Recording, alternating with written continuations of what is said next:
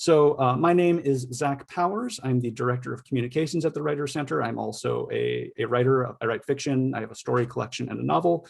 But the Writers Center, for those of you who don't know it, is a literary arts nonprofit headquartered in the Washington, D.C. area. And what we do is support writers and everyone who wants to write, and occasionally talk about Star Trek. Hopefully you're all interested in writing. Hopefully you're interested in Star Trek, but if you're interested in the writing part in particular, please go to our website, which was just put in the chat window. We offer about 300 creative writing workshops every year in all genres and for all experience levels.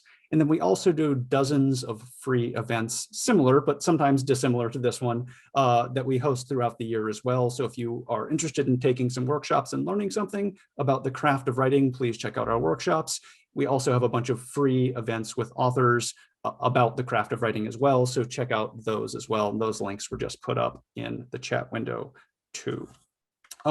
So that was me. I mentioned I'm a novelist. I published a novel called First Cosmic Velocity and a story collection called Gravity Changes, neither of which are explicitly science fiction, but if you can't tell from the titles that maybe that was an influence on me as a writer.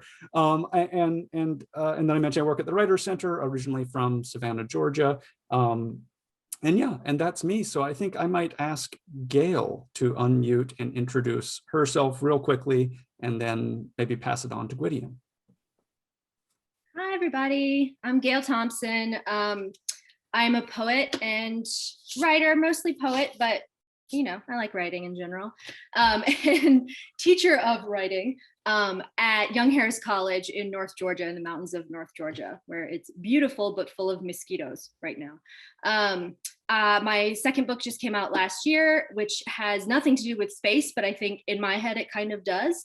My first book, Soldier On, is a collection of poems that ended up kind of talking a lot about different areas of space, like pulsars and literal space, how far away we are from each other. And my second book came out last year, and that's called Helen or My Hunger, and it's deals a little bit with myth and Helen of Troy and stuff like that. And I love Catherine Janeway, I guess that I'll just say that. And I'm wearing an the official Apollo 13 shirt. I don't have a lot of Star Trek memorabilia, but that's what I've got, is Apollo 13. Gwydion. Hi, everyone. My name is Gwydion Sullivan. It's so much easier to say than you would think when you read it. I promise you, you won't screw it up. In addition to being the executive director of the PEN/Faulkner Foundation, which I think there's a drop in a link in the chat, we give out the PEN/Faulkner Award for fiction. That's what we're most known for, but we also run a series of really robust Writers in the Schools programs throughout Washington, D.C. And we host an annual series of literary events, much like this one. As a writer, I am historically a playwright. I've written plays for about 15 years, but of late I have moved. I'm now developing a television series called All Souls, starring the fellow who was in the most recent Netflix adaptation of August Wilson, Michael Potts. If you don't know him, Google him. He's terrific. He's amazing. And I am working on a work of nonfiction with a co-author about the history of Jewish American comedians and social justice in the United States, which is incredibly exciting, and I'm having a lot of fun working on that.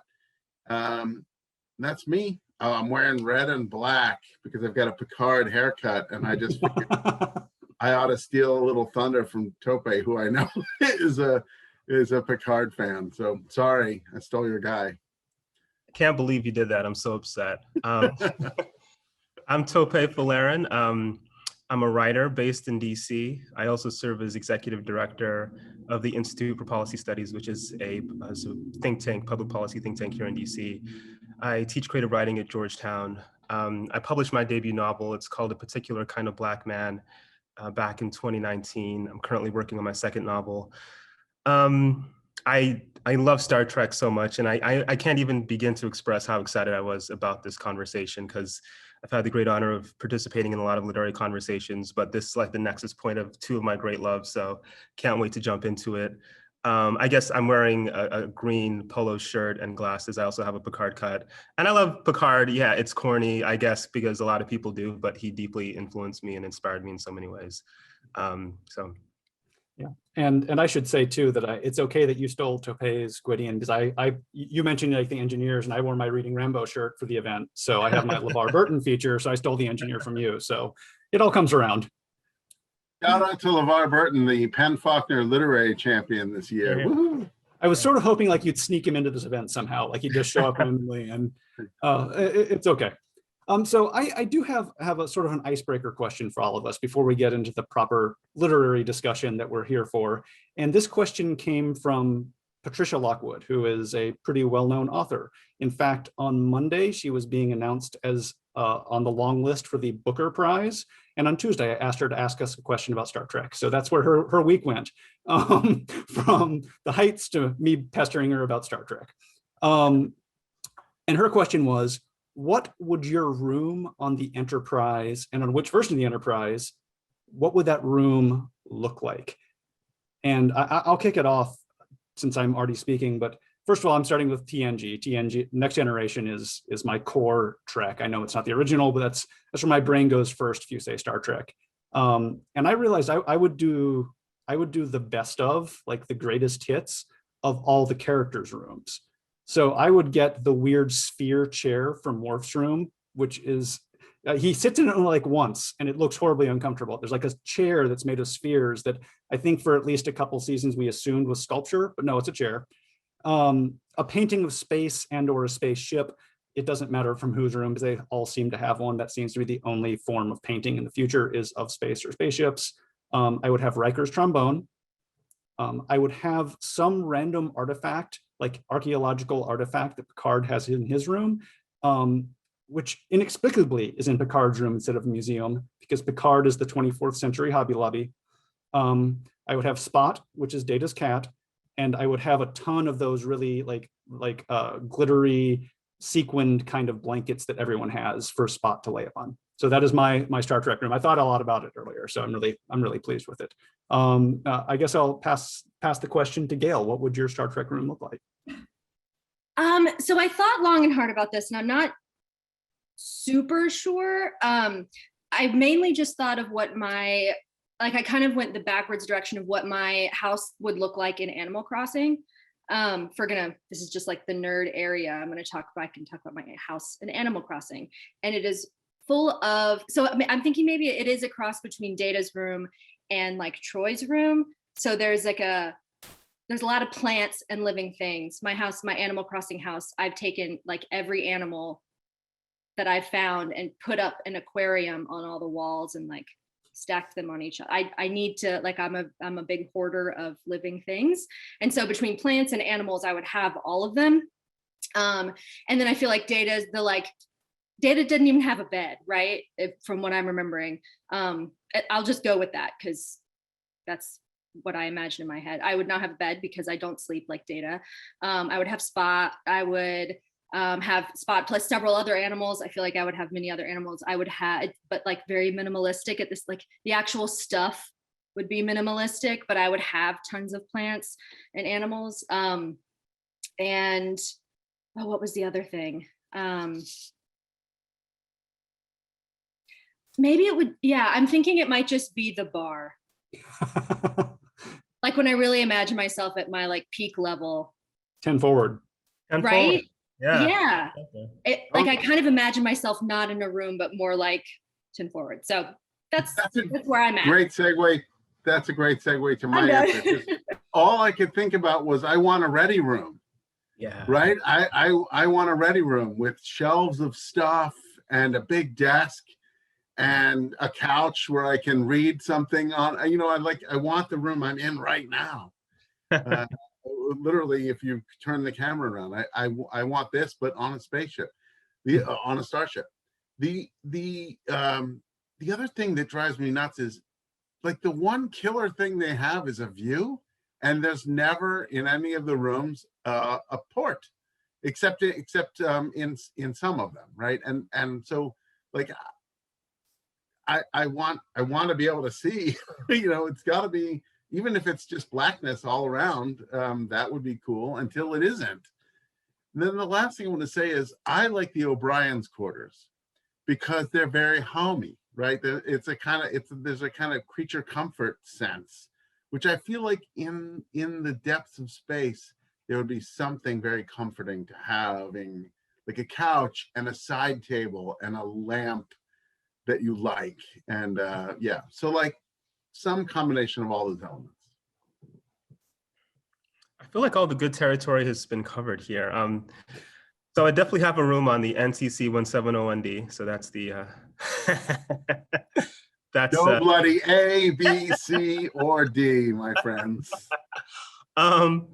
I think I like, somebody said the holodeck in the chat, which is a good idea, and you can't go wrong with that. But I like Data's room because Data's always learning something. Like he's an autodidact, right? And he's always like, you go in his room, he's trying to paint something or he's listening to music, always kind of 20th century or before for some reason. But I like that because I very much like visual art and I spend a lot of time thinking about it. I love music.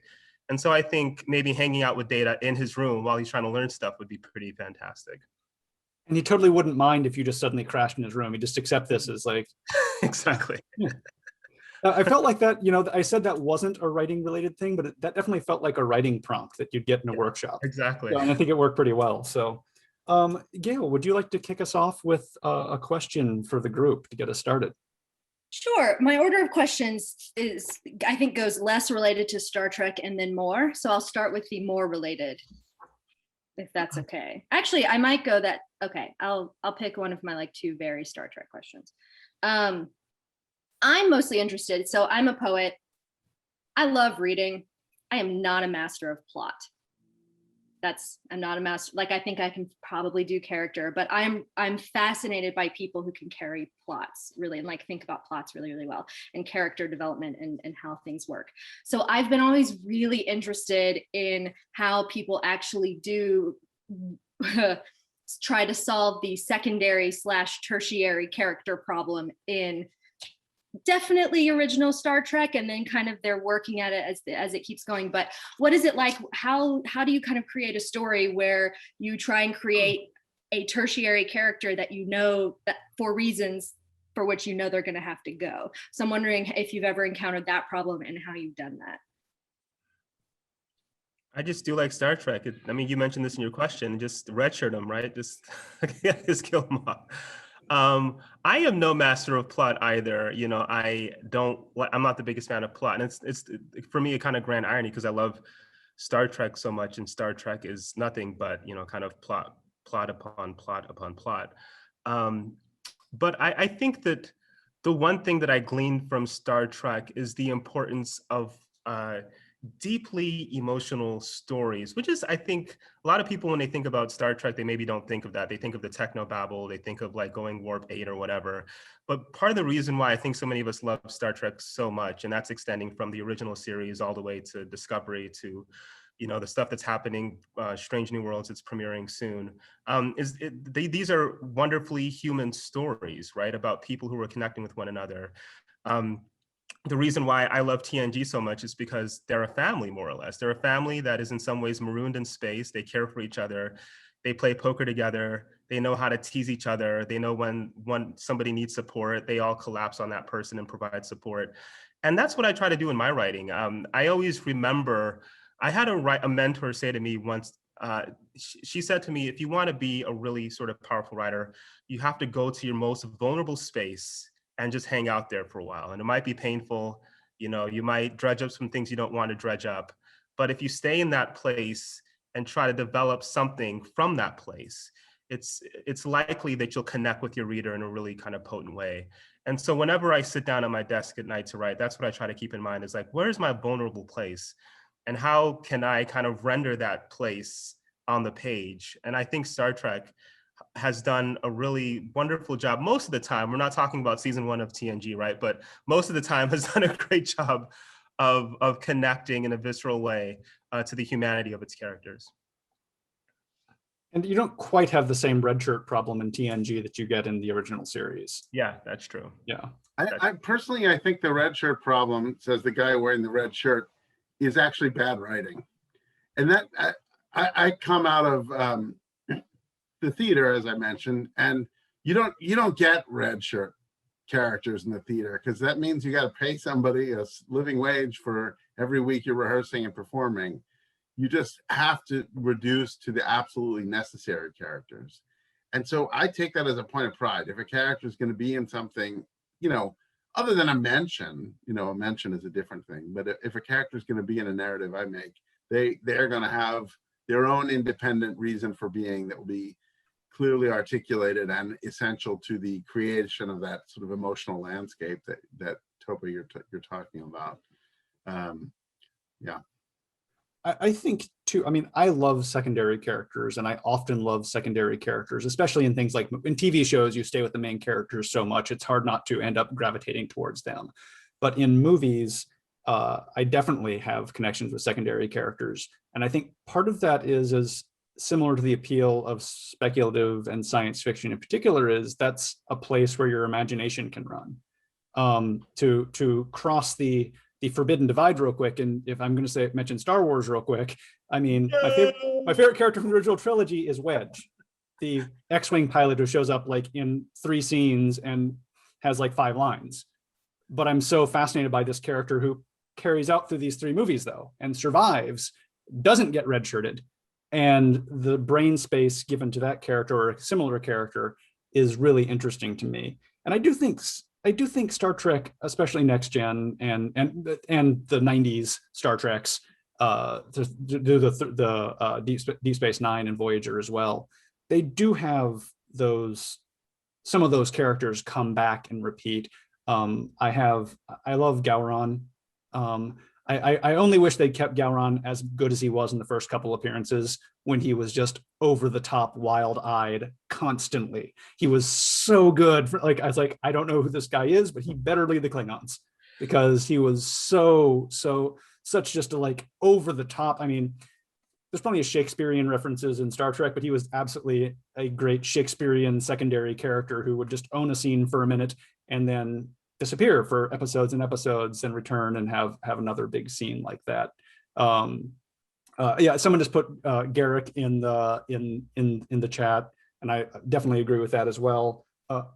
Guinan was not a primary character. I know they built her as that, but she came in and was such a great secondary character.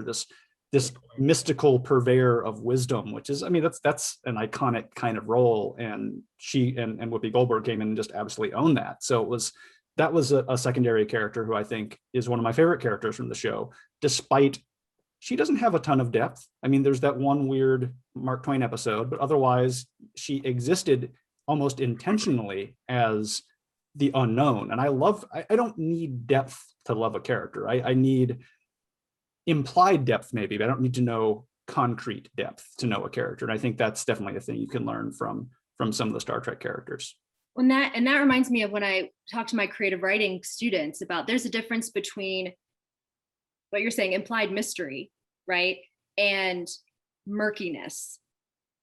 Like, we know there's something behind, like Guinan carries a pain. Guinan, like, there's a big thing, but we don't need to hear everything she ate for breakfast. We don't need to hear like all of these things, but there has to be some sort of imagined mysteriousness behind that. Yeah, she doesn't get Earl Grey tea, but we still know, we still have an impression of her depth. And part of that is there's some great secondary characterization with Picard's reverence for her. That's also a great example of a character being revealed almost entirely through another character's perception and respect for her. That's true. I really like that. So my TNG and Voyager are my 2 babies. Voyager, like, I carry this like strange, deep love for. And so, because it kind of fits in with all of the things that I love and probably we'll talk about in here. But the thing I love about the like throwaway red-shirted characters on Voyager is that they kind of had it easy. The whole goal of the show is to get home. And so even if you meet a character 3rd season, you find out, oh, this random engineer that we just met, is feeling this way. And suddenly, you learn a little bit about their background, but kind of all you need to know is that they also want to go home. Yeah. And I feel like they actually like, there's there's some easy bad writing, Deus Ex Machina stuff that like shows up, but I feel like that at least kind of tapers it a little bit, where it's like, at least we know this person wants to go home. And I think probably same for the next generation. They clearly understood the central question in that series, which is like, how do we find or create or get to home? Which, you know, like for different characters looked 100 different ways, but they understood that, and they wrote almost to a fault just to that end. Yeah. There's great stuff coming in the chat window. So if you're not keeping up with the chat window as our guests, I mean, please. Great West Wing shout out. Yeah. I love, like, West Wing and Voyager are the exact same show. Talk about that. I love Okay, West Wing. Yeah. You're gonna have to explain that one, because Fascinating theory. Voyager and How do Lost you in lead Space are some- the same show. They are. How do you lead a failing nation when the thing that you lead with is already So failing? Janeway's Bartlett. Okay, I don't want to go down that. Oh kind of- yeah, Okay, so I Actually, expect to do see know this in that- like Vulture next week, written by you, just so you know. Exactly. I'm ready. But no, I do know that one of the, I think the writers on Voyager West Wing ended up being on Voyager, Oh, because wow. on Voyager, there's a list of West Wing characters in one of the screens that if you scroll, like if you zoom in, you can see it. And I think it's because, I mean, obviously it wouldn't work the other way around. But one of the writers like snuck that in there. Yeah. Little fact.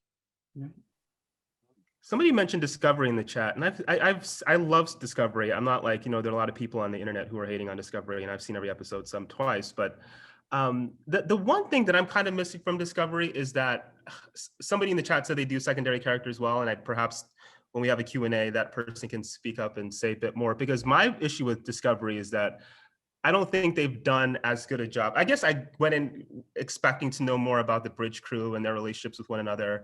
And there are a few core characters we know about, right? Like Michael Burnham at the top of that list, and some other folks. But we don't really, you know, my sort of trick with Discovery, yes, Saru as well, that's a really good point.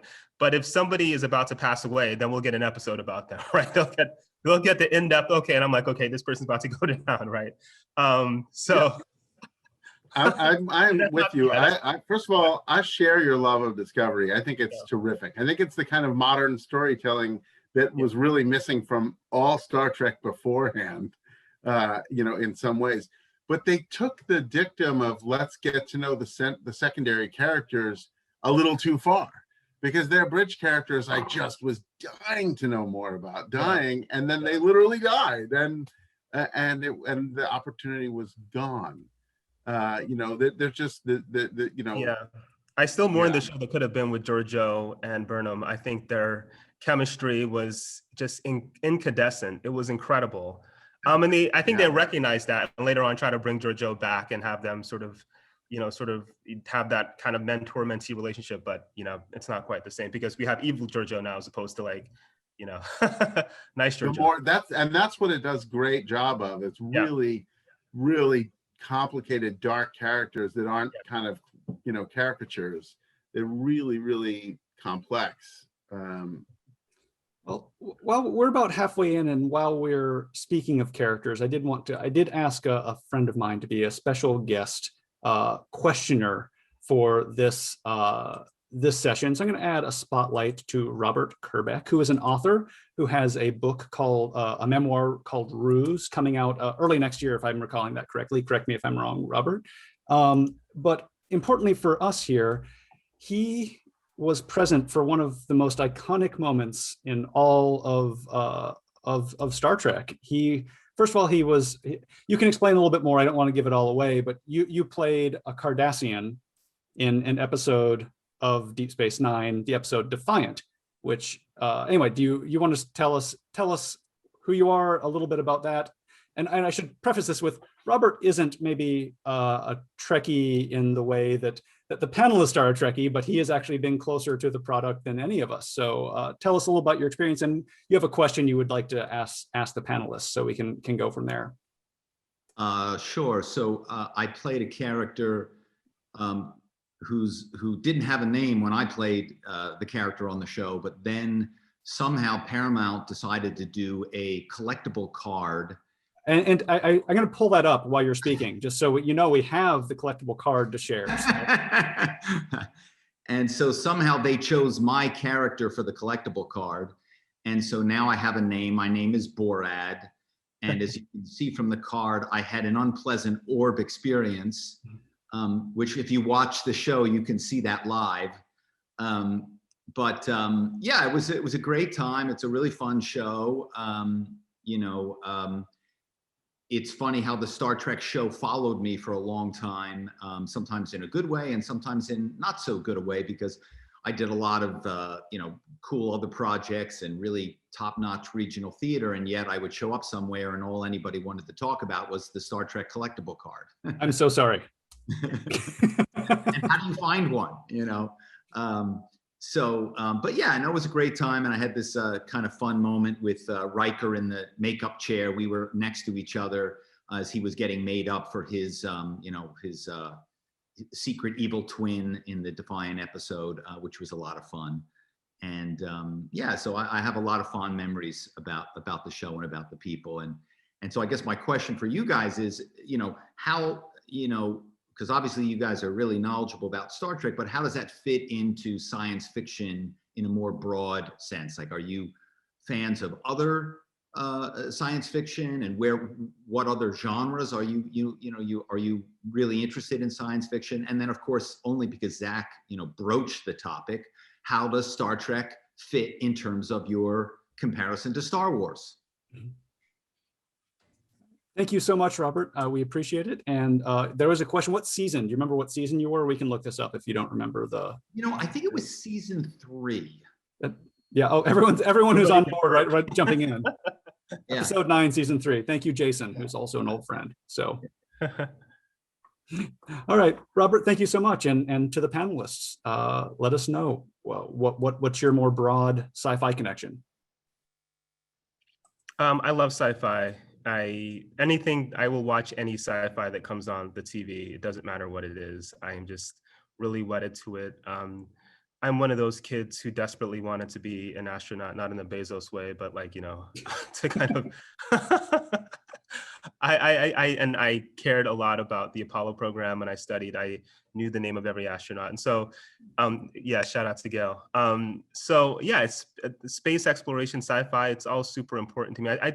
I think as I grew a bit older, I kind of started going towards, I remember when I was like in college, for example, I loved Solaris by Tarkovsky, which is kind of a sci-fi, but it's very different from Star Trek. It's less, sort of plot driven perhaps than Star Trek is. But Star Trek was my foundation. When I was young, I used to dream that there would be like a Starfleet Academy by the time I was 18, because to me it just seemed like such a fantastic idea, bright people from all over the sort of known galaxy, I should say, like descending on a campus and learning all kinds of fun stuff. And so it's had a profound impact on me. And I think it was a kind of gateway drug for me as well to kind of explore other sci-fi. I mean, after watching Star Trek as a 7-year-old, I started reading Bradbury and Asimov and all these people, and I started reading all kinds of books that perhaps I wouldn't have encountered otherwise. So it was certainly the gateway drug to kind of me, and that in turn was my introduction to literature, because before then I wasn't perhaps as interested. But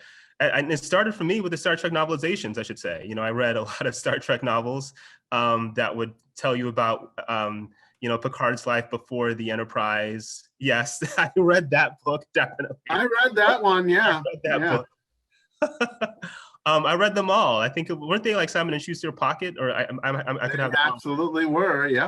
Yeah. So I read more than my fair share of Star Trek novels. I think I read like most of them, if not all of them, and they were deeply important to me. And I learned a lot about writing and about literature from that kind of initial entry point.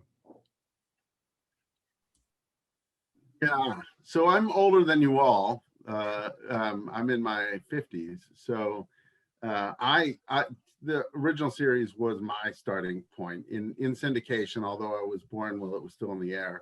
And then the cartoon was there for me as well. Shout out to Mres and Eric's for those who even know who those characters are. And I read all of the novels, literally all of them. And the James Blish little collections 1 through 12, I think it was, early on. I read everything. And for me, there was a very profound moment with one novel in particular. It was called Blackfire.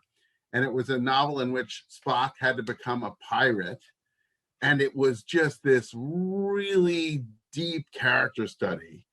And I was like, there's everything I loved about Star Trek, it just suddenly got deeper and got richer than it could possibly have been.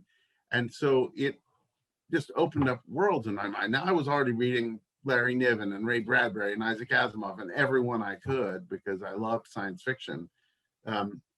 I still watch it, but I don't read it anymore. Although honestly, if you put a stack of Star Trek novels in front of me that were new, I probably would read them too. I think I probably stopped those maybe a decade ago. But The Expanse on one end and the reboot of Lost in Space on the other end, sign me up for it. I watch it and I love it. I am pretty broadly sci-fi. You mentioned Foundation, or you mentioned Asimov, but growing up, my dad read the Foundation trilogy and all the books in the Foundation out loud to us. So I had like some parental guidance towards science fiction and some inclination there. Certainly watched Next Gen was the one that was on when I was a kid.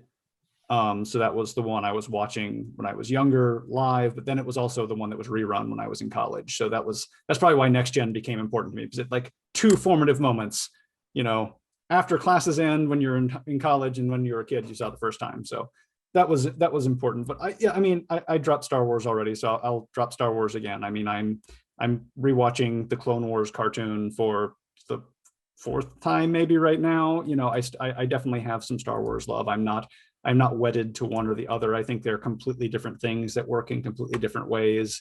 Is one better than the other? It's apples to oranges.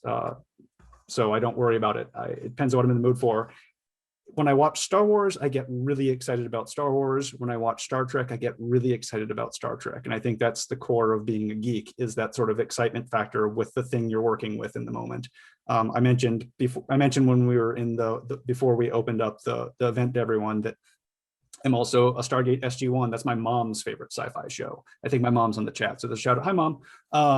So I also I've seen SG-1 numerous times and Stargate Atlantis. And so I do love the episodic, sci-fi premise of the week version of shows. And I really think too, getting to importance to me, that's the thing that influences especially short story writing. The concept of, let's take this, here's the premise, here's some characters, what do these characters do within that premise? And that concept of writing a story that's how stories are written to me. And also with this black cat. Hey Spot.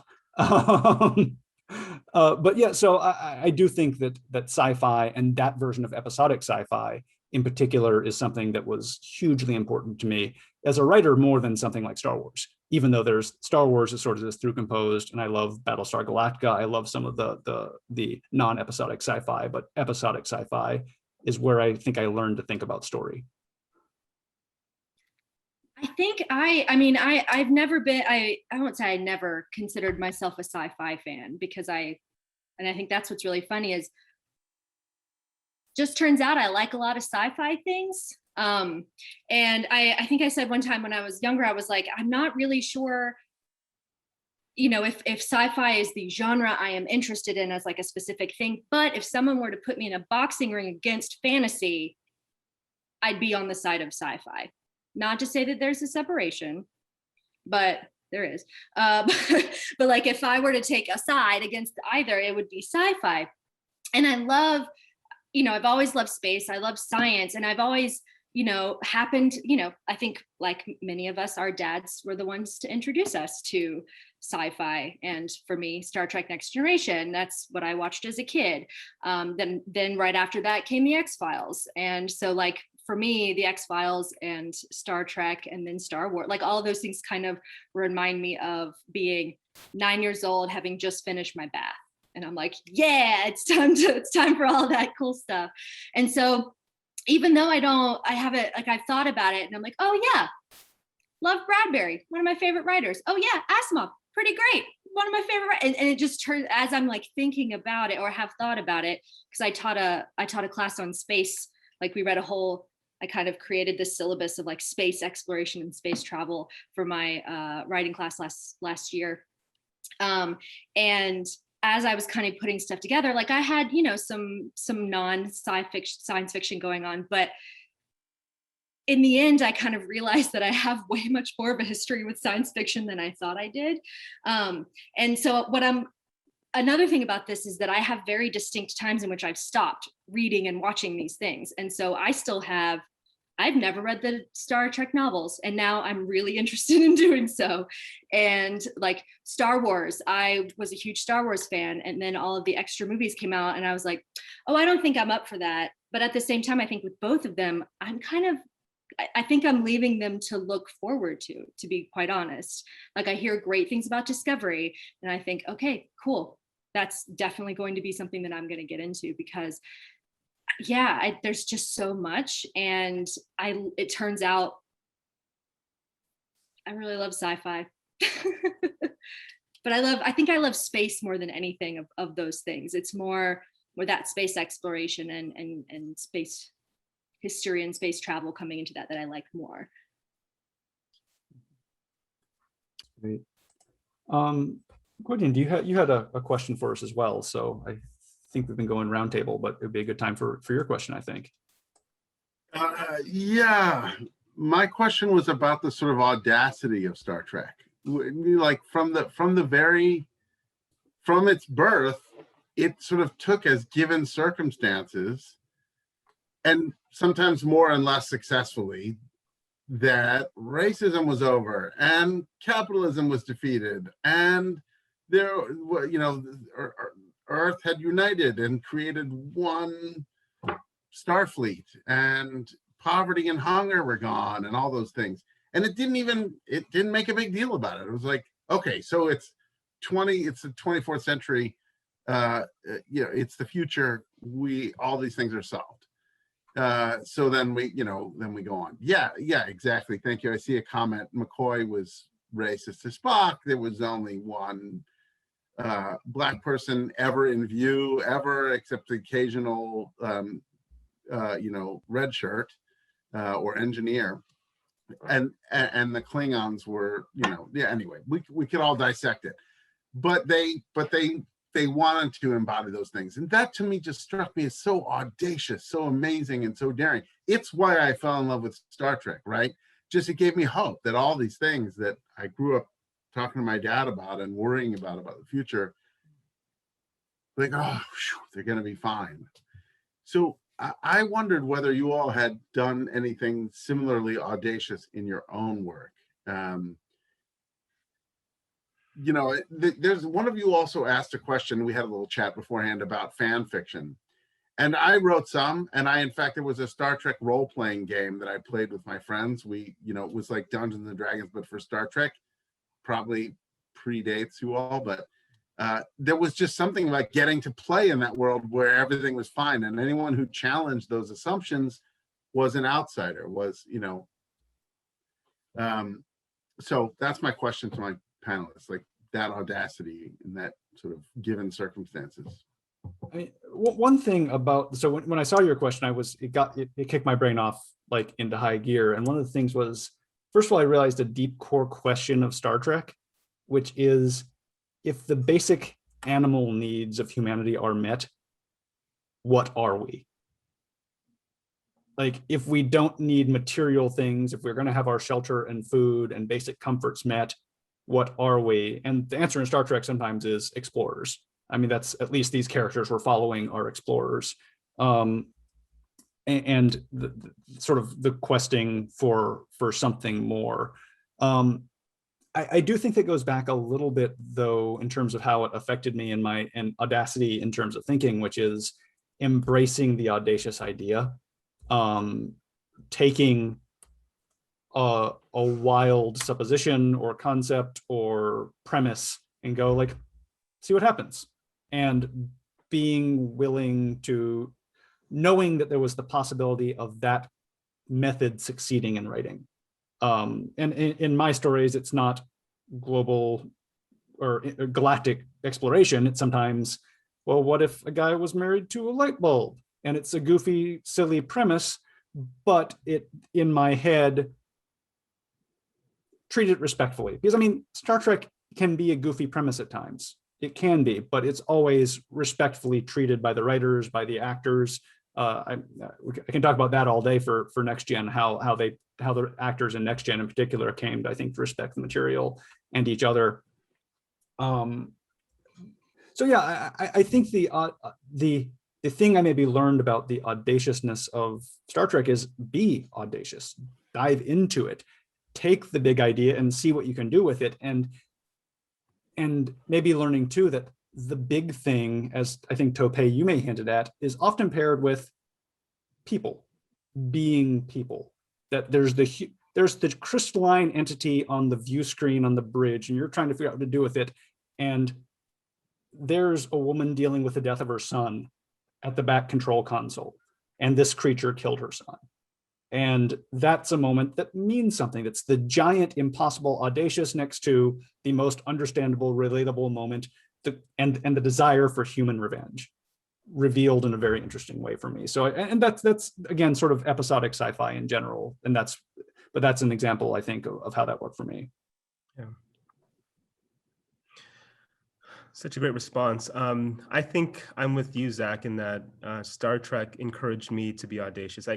One of the most incredible moments in my childhood was when reading Rainbow. I don't know if anyone saw this episode, but they did an episode where LeVar Burton went on. I thought, like, this is the most incredible thing ever. Like, I was so excited to see that. And LeVar was deeply important to me, I have to say. The fact that he was responsible for running the ship, more or less. You know, he was responsible for ensuring that the ship could do what a ship is supposed to do.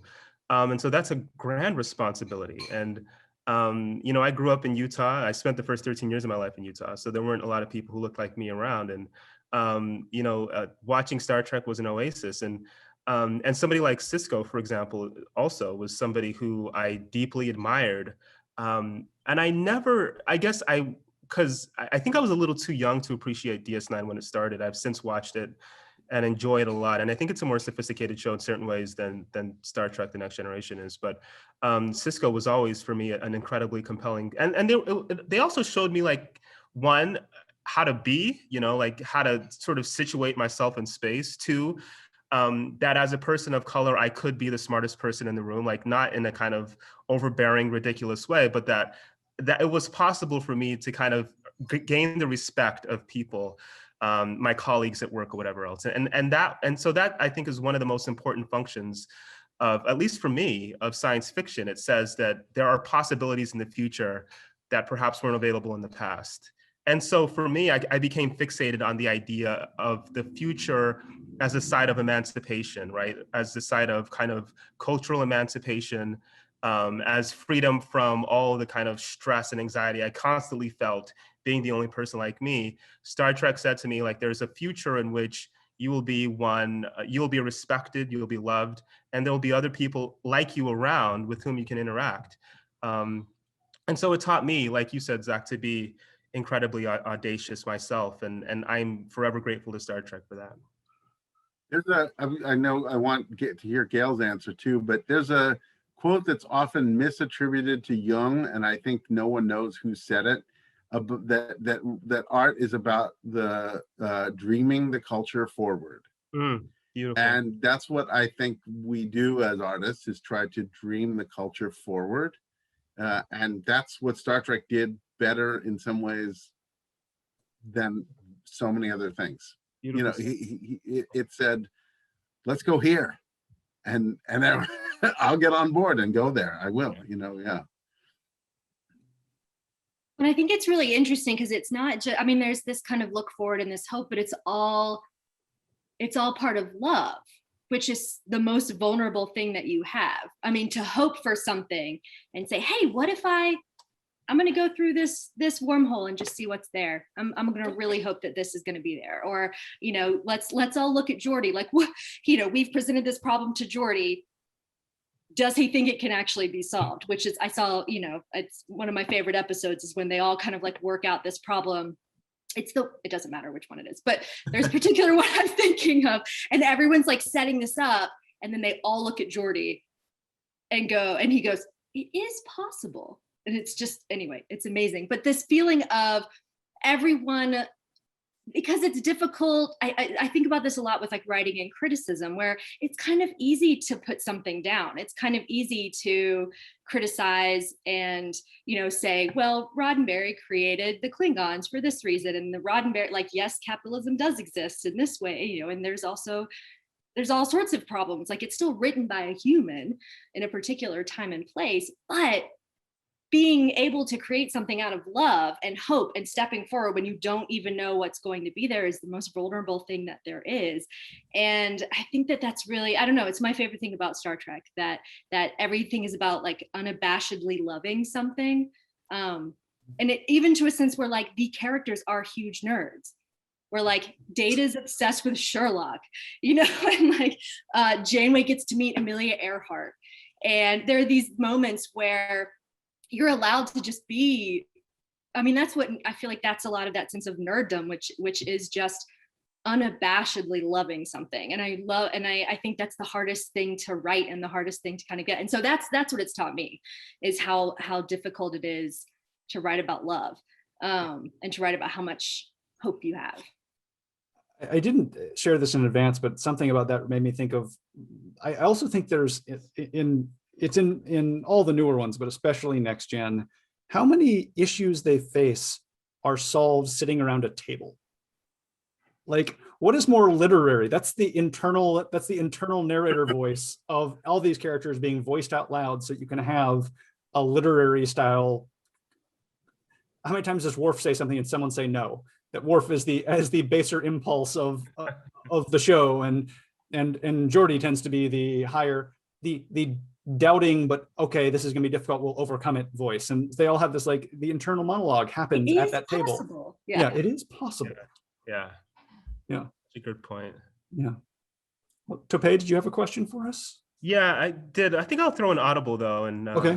Call an audible, I should say. And I will, I'll just ask what your favorite episodes are and why, just because I think that's a really important question. And maybe I should start, as difficult as it is for me, because I love so many episodes. But I would say that I love The Inner Light. I think, but that's an episode that a lot of people love. It's the episode where Picard kind of is zonked like within the first couple of minutes of the episode, and he lives this entire life. It's a life unlike the life that he's had. He has a family, and the planet that he's on is succumbing to some kind of climate change situation, and he's trying to save the planet because he so deeply loves his family. That's an episode that, like, I think it's just it's one of my all-time favorite episodes of television. In general, and I think it's just a really compelling episode. But the one that had the most impact on me when I was younger was Tapestry, and that's the episode where Picard is, I guess his artificial heart is acting up, and Q appears, and Q says, "I'm God, and you've died." And Picard talks about how he came to have an artificial heart. He got in a fight with I can't remember the name of the race of aliens, but somebody like stabbed him in the heart, and he regretted it. So Lions. Yes, was that what it was? Nausicaans. Narsicans. That's exactly, it's Narsicans, yeah.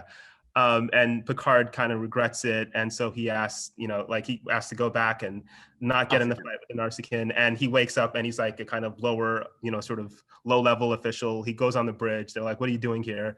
And the kind of moral of that particular episode was that the mistakes were an essential part of who he was. He wouldn't be Picard if he hadn't made those mistakes. And so that, when I was younger, had a big impact on me, and said that, it was okay to kind of make mistakes as long as you learn something from them. So I'm going to hop in because someone just mentioned the episode I was going to say, which is Worf in the Multiverse, which is Parallels from season 7, episode 11. I went and looked that up ahead of time.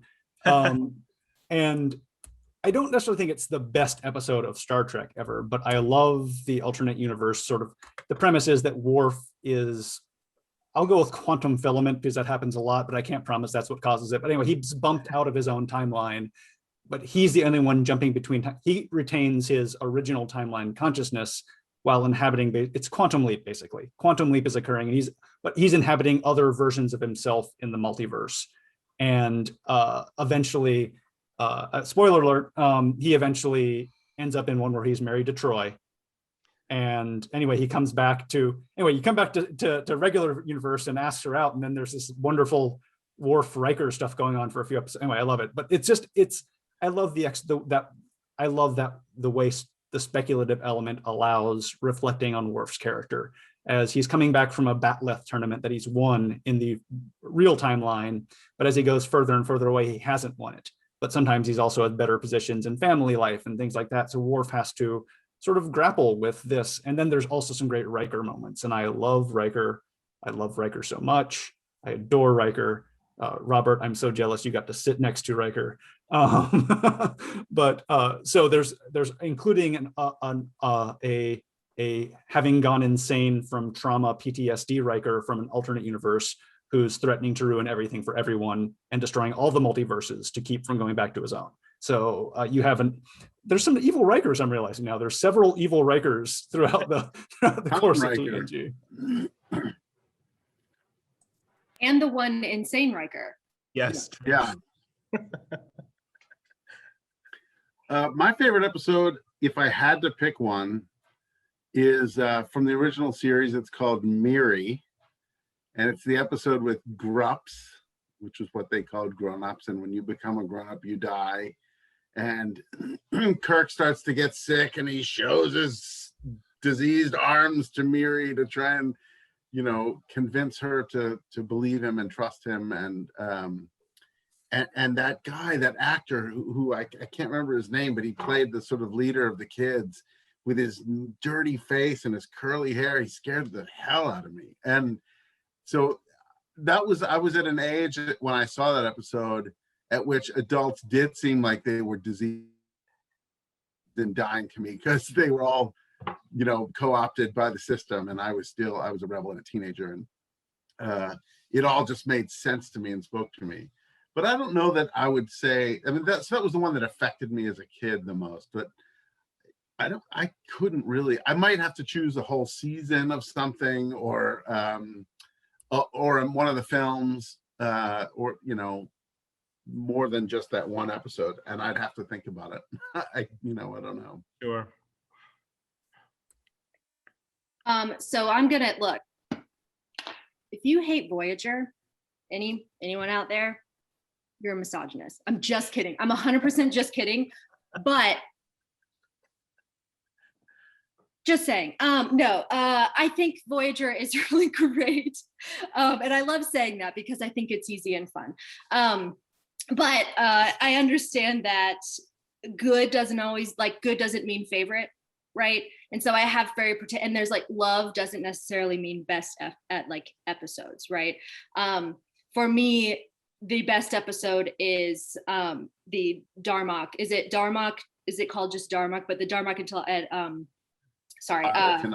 at Tanagra. Yes, thank you. Jalad at Tanagra, where Timba with his arms wide, and they learn language through metaphor and story, and these huge analogies that happen, which is so beautiful. So that's, I think, probably the best created episode. My favorite episode is the first episode of the second season of Voyager, when Janeway meets the 37s, which it turns out all of these people from 1937 had actually been abducted from aliens, including Amelia Earhart, and Janeway gets to meet her idol. And that's one of the things I love about Janeway, especially coming from watching TNG, where I was like, Deanna Troi,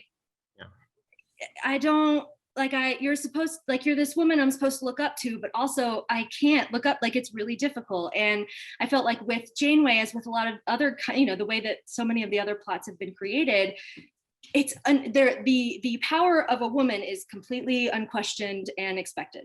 It's not even, wow, a woman has power. It's just, well, she's captain. That's just what it is. And everybody there's no question for any of it, or even a sense of performance about it. And so I really love that one. And then I feel like another quick one is, speaking of time or mirrors, the Oblivion episode, when there's an entire separate crew of Voyager that you don't realize is an entirely separate crew, like a parallel crew of Voyager that's been created, and they all realize that they're slowly dying. and they try to write their logs in time before they die and like create a time capsule, and then they work really hard to shoot this time capsule out into space, and then the mechanism breaks and the time capsule ends up being destroyed, and then they all disintegrate into the air, and then the other Voyager team comes in and finds like no traces of anything. And so to me it's called Oblivion, that's pretty on the nose. Yeah.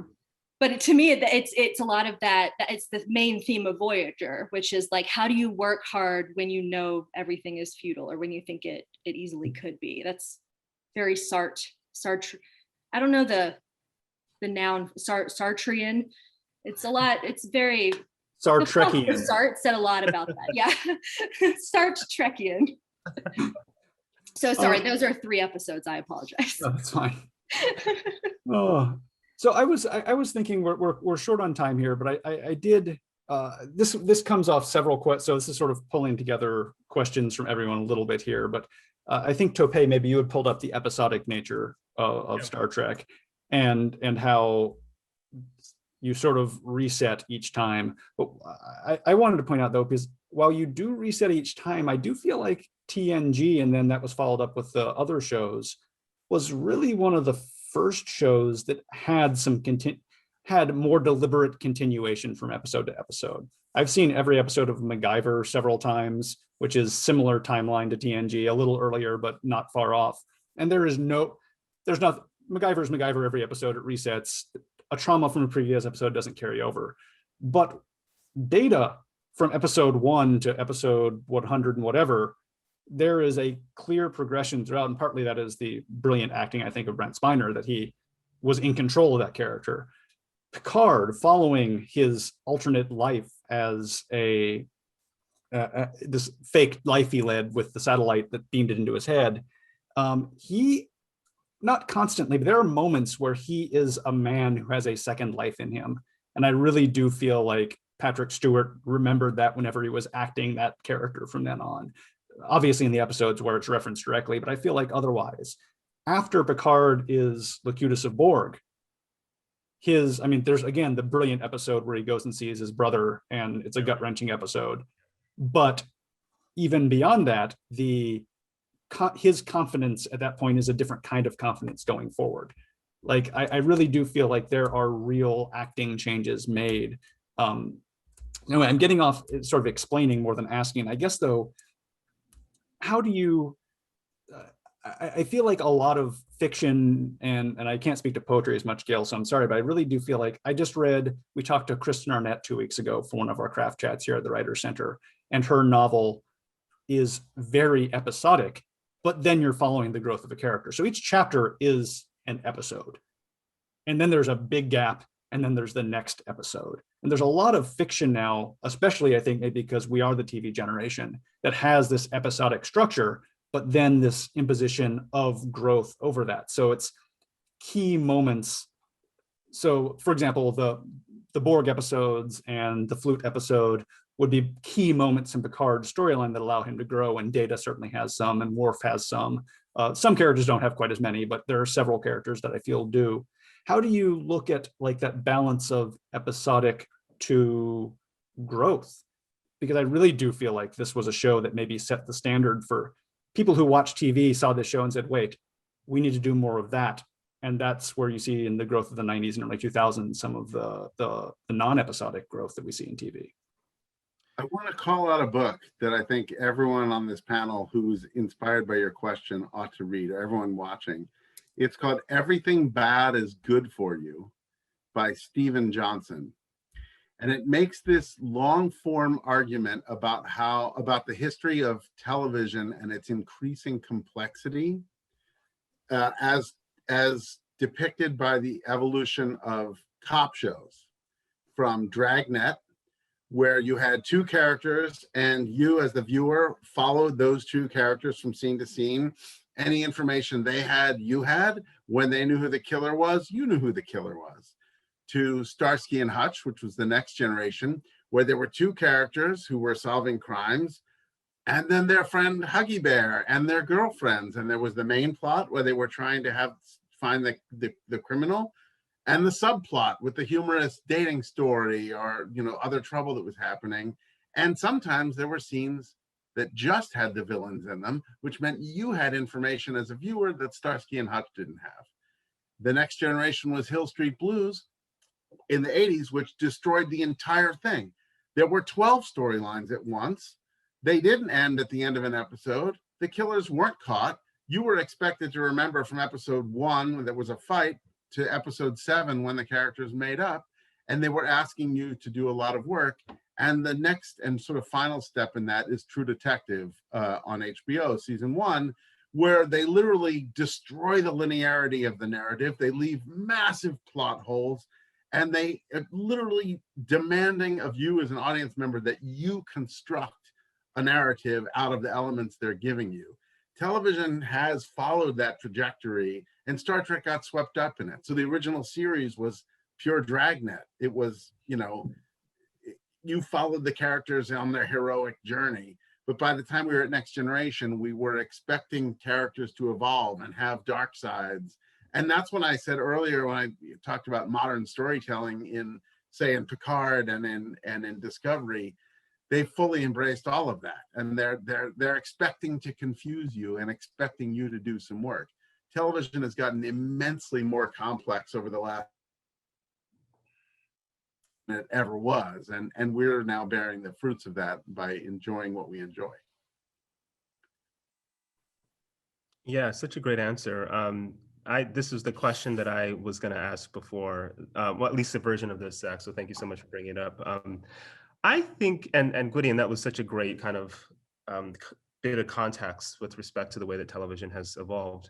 I think you raised some good points, Zach, about the kind of quasi-serialized nature of TNG. Yes, there were certain things that happened that reverberated across the series, but then there were also examples of something deeply traumatic happening to a character, like something bad happens and the episode hinges on how much and how deeply in pain they are, and then the next thing it's completely forgotten, right? Like, so the big things certainly had an impact across, Picard becoming Locutus, that had a massive impact on his trajectory.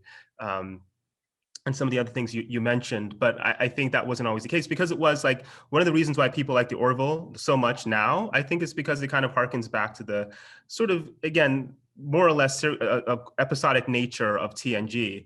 And people don't like how serialized, for example, Discovery is. Discovery starts, like episode 1, there's this issue, and it pursues that storyline doggedly across the season. In a way that TNG didn't, and people argue, for example, that DS9 was more serialized, but it was still also kind of episodic as well. Voyager had the big story, they need to get back home. And so maybe Voyager was perhaps the least episodic of the 90s Trek. That's up for debate, of course. But for me, that's an important way of thinking, because we talked before about plot, and as a writer, I don't think much about plot, but I do think a lot about structure. And when I approach a work, I think about it structurally, like, what do I want to happen, within this container, this book that I'm trying to write, or this story, and how do I get the character through it? And it doesn't make sense, like, for example, I guess one could call like a short story collection a more episodic kind of situation, and a novel perhaps is more serialized. It's not, it is contained in this thing, but there is one storyline that starts and then goes through the end. And I think I'm drawn, one reason I love like modern Trek is because of that. It's because it's making you do a lot of work. I also loved, for example, like Mad Men. I think Mad Men's a fantastic show that I think about all the time. I miss it all the time. And I think it was a really sophisticated piece of storytelling, right? And there are a number of shows, Sopranos is another example, right? The Americans, all these shows that are really good. Atlanta, I think, is a great show from a structural perspective, and does all kinds of wonderful things. And to Gwydion's point, I think I like a piece of art that forces you to engage with it, that says, come over here. A lot of fiction, a lot of people like books that kind of, I think about it like, the dog and the cat, right? Like, I like to write fiction that's like the cat. The cat kind of stands in the corner and says, come over to me and serve me. I like that kind of art, as opposed to the dog that comes to you right? And so I think that whenever I write and whenever I engage with art, I do like there to be some work that has to be done. To me, that connects so much with the idea of leaps that I teach my students, right? And as a poet, obviously I heavily buy into that idea of leaps. And I keep thinking, Zach, that Wesley is coming up behind you. It keeps like, I keep looking that like there's, he just pops out behind you. Oh, good. Now he's front and center.